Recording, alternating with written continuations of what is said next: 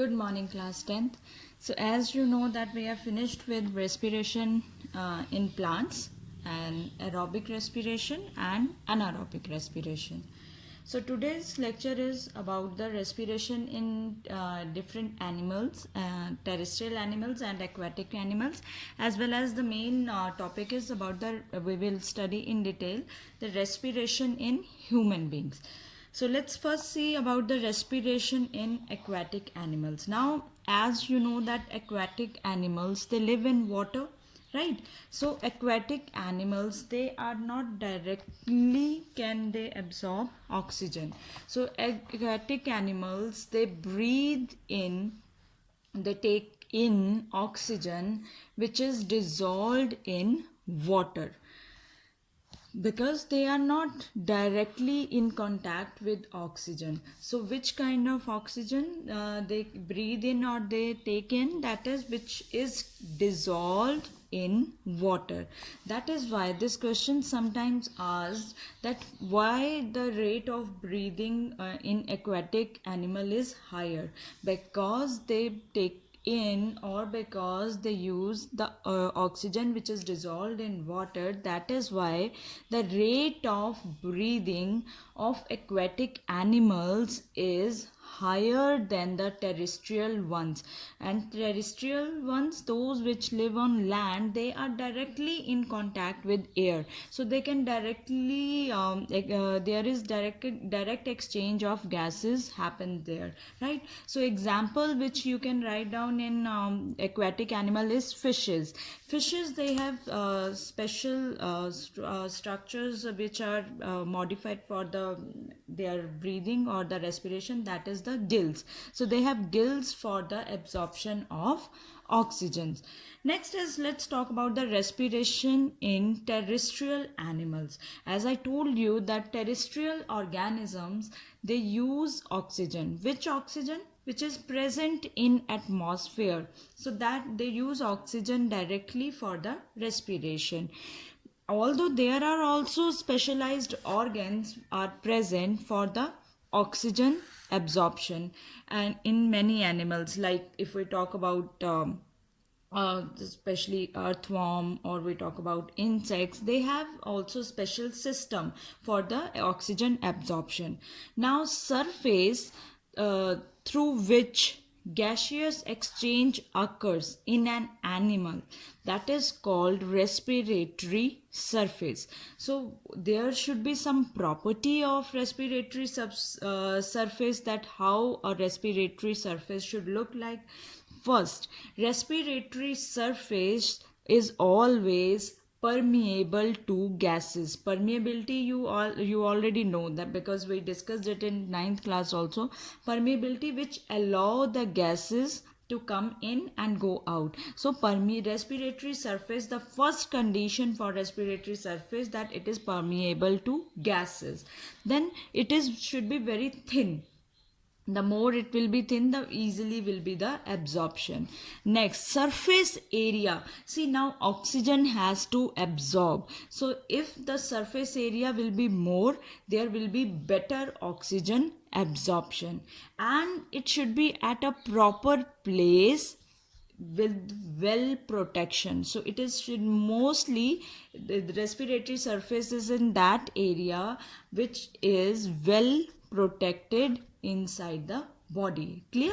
So the surface through which gaseous exchange happens is called respiratory surface. It has few properties, that how it should be look like. It should be permeable to gases, it should be thin, surface area should be more, it should be well protected. Example you can write down in terrestrial animal is amoeba, paramecium, hydra. As you can see, these three are very simple organisms. And respiration, how does respiration occur in them? That respiration occurs through their body surface. If we little bit now move towards the complex organism, insects, they have special tracheal system. means trachea. Trachea usually word which is basically tube. So it is a system which is built with air tubes. So insects, they have tracheal system for the exchange of gases. Amphibians, in amphibians, you know that we can write down the example of frog, because they can live, they live on water as well as on land. So they have two types of two types which through which they can absorb oxygen. First, they have gills also, because they are living in water also, so they can survive on both land and water. So they have gills as well as skin through which respiration takes place, right? So this is about the respiration in terrestrial animals as well as respiration in aquatic animals. So in our skins, if we talk about skin is act as a medium for the diffusion of gases in case of the amphibians. Now let's talk about the more complex organism like us, human beings, multicellular organisms. So what we have for respiration and gaseous exchange. Humans, they have lungs. The lungs, they are special organs which are developed for respiration or gaseous exchange.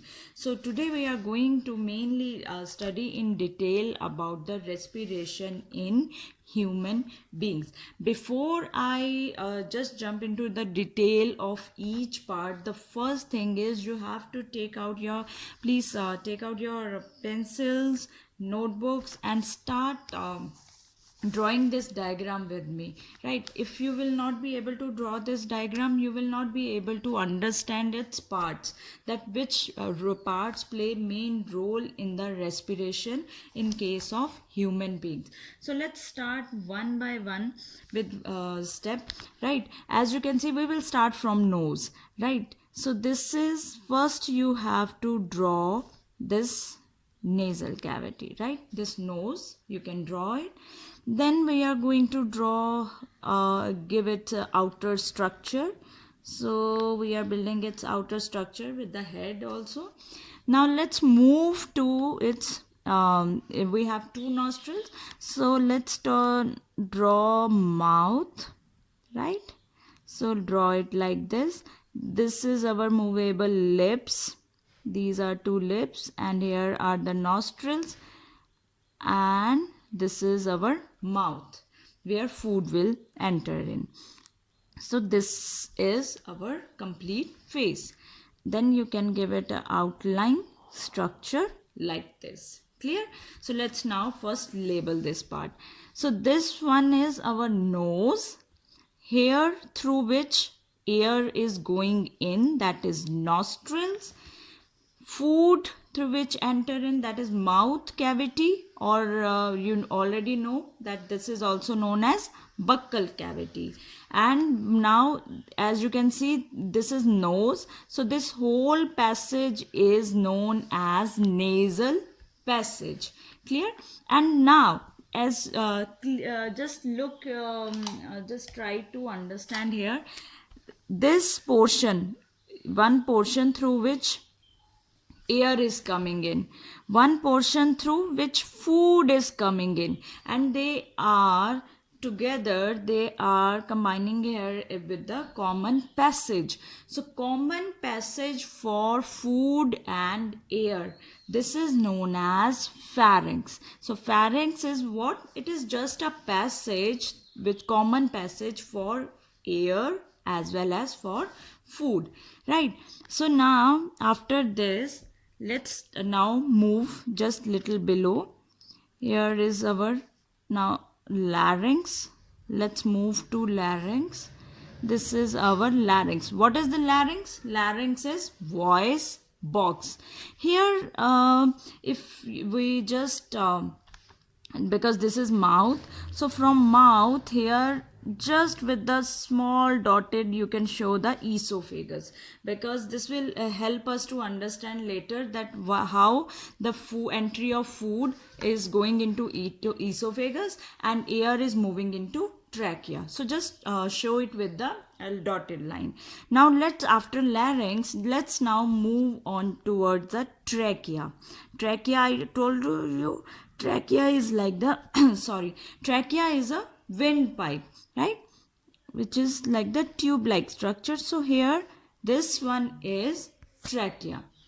This one is our trachea, that is windpipe. Now in trachea, there are C-shaped ring-like structure. And these ring-like structures, they are known as you can see, I am drawing their C-shaped ring-like structure. These are rings of cartilages, right?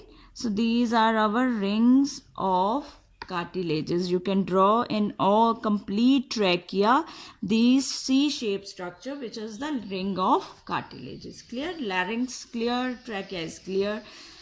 Now let's draw our lungs now. So this is the outer body structure, and we will give it a outline. You can draw it like this, right? Like now, just draw two lungs. Two lungs. First is your right lung. This is our right lung, and this is our left lung. So here we are drawing our two lungs, left and right lung, right?